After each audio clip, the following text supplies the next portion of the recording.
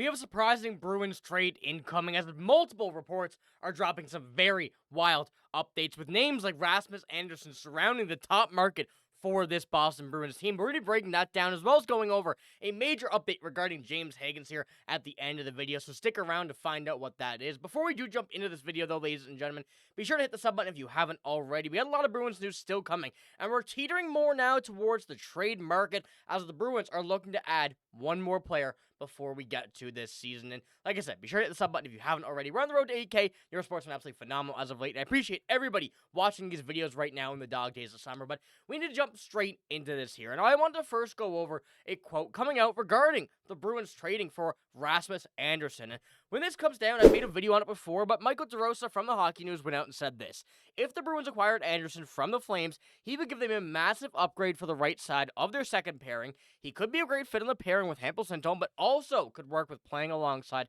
former Flames teammate Nikita Zadorov. In addition, due to his high amount of offensive skill, Andersson will be an obvious option for the Bruins power play. Now, as I mentioned, we've spoken about Rasmus Andersson a bit here on the channel before, but it does seem like things are continuing to heat up throughout the summer, and we know that teams are talking with the Calgary Flames on trying to acquire Rasmus Andersson before the season starts. And Rasmus Andersson is a very interesting option for a few reasons. First of all, he's in the last year of his deal. Super cheap deal at that, and you know what you're getting out of him. And as you look towards his career stats, he's been a very solid player overall. The offense has taken a little dip this past few seasons, but so have the Calgary Flames. You look at, I wouldn't say the prime Calgary Flames, but the Calgary Flames have been good over the past few years. You're getting some, 60 point, 47 point, 57 point. You get the kind of the realm of when the Flames were good. Rasmus Andersson is obviously good. So putting him on a team that can produce on offense, can, hold its own on defense, things are very interesting in this instance for the 28-year-old. And as I mentioned, a pretty cheap price tag. When on the final year of a 6-year deal, $4.5 million. This is one that a lot of players and a lot of teams will be super interested in due to the fact that you can add a guy like Rasmus Andersson. You can add his game to your team, and at $4.5 million for what he brings is an absolute steal. Now, there are some other things that come with this, would be an extension, and the extension would certainly hold a heavy price tag, which we're going to jump into here in a few moments. But you see on the depth chart there behind, underneath his name there, and behind the Calgary Flames kind of defensive scheme, he's their first pairing defenseman, and with the Bruins, he would be taking a little bit of a seat back. However, would still be a major impact on this team with Charlie McAvoy, and also on the right side having a very interesting name still in Henry Jokiharju, with Andrew Peeke also being on that third line right now. But when we do take a look at the defense, and of course, I feel like, and I've said this a lot, I really do feel like you could mix this entire defense up and it will still be very fine. There's something I'm going to jump into which I'm a bit hesitant on in any sort of trade for Rasmus Andersson, but when you're looking at the defense right now, you could add one more player to this right side. That's why Rasmus Andersson has been, really name-dropped here among other defensemen that we're going to cover in some later videos.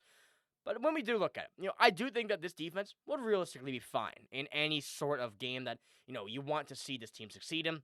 Very young right side. A little bit of an older left side, but you have Mason Lowe right there, who's going to be the future left-handed defenseman one on this team, assuming any crazy moves happen. This Bruins team has really built the defense that they want to get. Now, the part that really concerns me a bit is the extension that would come with him, specifically in this case for the Boston Bruins. Now, the extension per AFP Analytics and cap wages is looking like a $7 by $7.7 million deal. Now, that is not a bad price tag at all for Rasmus Andersson, but when it comes to the Boston Bruins and this price tag, that's where things get a bit rocky, in my opinion. And really looking at the way that the defense's contracts are structured, and we're going to look at that here in a moment as well, a 7.7 for a second-line defenseman, when you're looking at every other contract that this defense features, is a bit of a kind of a risk that the Bruins would have to go with. And, of course, you have Henry Jokiharju, you have Mason Lowe, two, cheaper contracts. They're not necessarily cheap when it comes to, a third-line pairing, but knowing what those guys are going to be able to do for, in any other scenario, second-line, power play, penalty kill, wherever you want to put those guys, it really does make a lot of sense. But the Bruins would be putting out a lot of money towards the defense here. And when you're looking at just, say, a $7.7 million deal instead of Andrew Peeke, you have a 9.5, 7.7, a $3 million on the right side. The left side would feature a 6.5, a 5, and a 3.2. And, I'm not going to do any quick math here, but that's a lot of money to allocate to your defense when you have an $11 million player on offense and another contract coming to Morgan Geekie. And presumably, we're going to see some bigger contracts coming over the next few seasons as well, with names like James Hagens eventually coming into this roster and getting his, end of his rookie year deal. We're going to get a lot of those, and that's where a lot of issues are going to arise later on in this Bruins system. And, you kind of assume Hampus Lindholm, Nikita Zadorov may be out by then. McAvoy seems to be here for the long stretch, and so does the rest of these names here. So there are some things that could be worked around, certainly, teetered around, and you need to look at this to make sure you can get this done. And obviously, ship out maybe someone like Andrew Peeke in this sort of deal to be able to get rid of him. I don't believe we have a price tag now for Rasmus Andersson.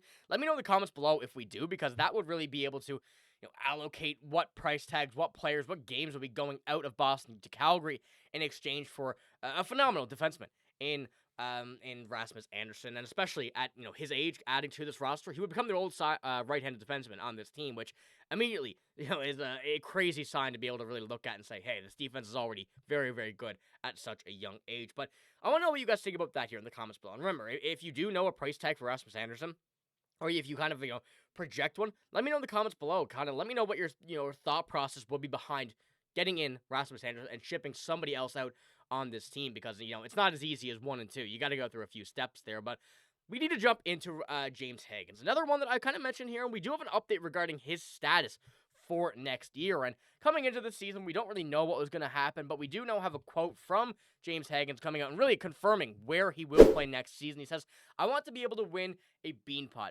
be able to win a national championship. Everyone has their roles, but our goal is winning, and that's what we want to do. We fell short last year, and hopefully going to happen this year." So it's all but confirmed at this point that James Hagens is going to be going back to Boston College for another year before coming to the Boston Bruins. And it is something that we expected. I didn't want to say it was guaranteed, but we did expect this move, and this is absolutely the right decision for him here in this instance when you're coming down to, whether to play in the NHL or not. Obviously, you're going to be living out your dream. You're ready there, but another year in Boston College is absolutely crucial for his development. And I think that Don Sweeney, Cam Neely, Adam McQuaid, anybody directly involved with the situation had told him, you need to go back to Boston College for this last year, and we're going to wait for you here. Trust me, the way that this system is going to be kind of working out next year, you're only going to get better the year after with, many trades that are going to go down throughout this season, going towards the trade deadline, the draft next year with 2 first-round picks. The Bruins are giving so many opportunities to a lot of these players here in this upcoming season to, really earn a spot when this rebuild is coming to an end. And the way that James Hagens' development next year will really matter with Boston College will be much more important than this season with the Boston Bruins, and I think that's what they thought as well. Now, when we do come down to James Hagens as well, 37 points, 37 games last year.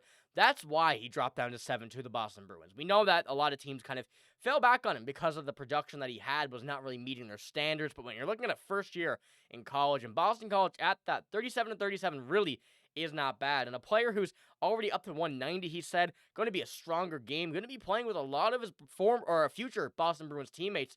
This is the right decision for him to make, and he's going to really show why he should have been that first overall pick as he was projected a few months ago. But one more thing before we finish it off, I did want to put up the sheer amount of forwards on this team, and Christian Kostadinski is also going to Boston College, not listed here as he is a defenseman, but the forwards, Andre Gassot, James Hagens, Oscar Jelvik, go down there to Dean Letourneau and William Moore for this final set of Boston College players going to be playing with the Boston Bruins in the future.